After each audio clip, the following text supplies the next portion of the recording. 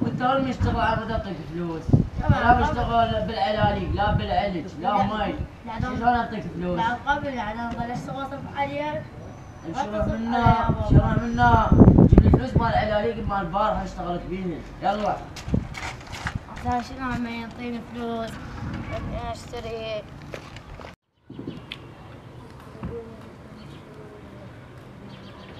السلام عليكم. سلام يا يونس. ايش بيك عمي عصر ايش بيك اليوم؟ والله ما ودنا هذا الجاهل لا له فلوس لا يشتغل لا بالعلاليق لا مي لا نوم. والله يا عمي خذ نصيحتي احسن. والله حجي تعبنا انا موتني.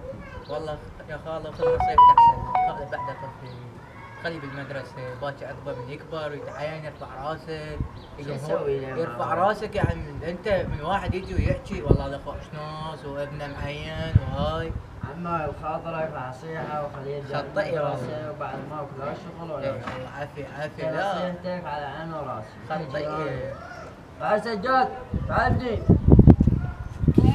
خطئي والله هذا ايش ذنبه؟ تفوت بيه ما تعطيه فلوس حاله حال الشباب. هسه نضيف فلوس وبيخرب الدلع بالفعل. تعال بعد ما اكل لا شغل ولا عماله ولا مدري شنو لا علالي. باكر ارجعك للمدرسه هاي فلوس وروح اشتري. اي يصير خطيت فرحه من تعطيه فلوس فرحه. يلا روح للبيت وانا عندنا فد شويه وباكر ان شاء الله اوديك للمدرسه ابني. وما يكون الا خبر طيب بجاسم. ممنون.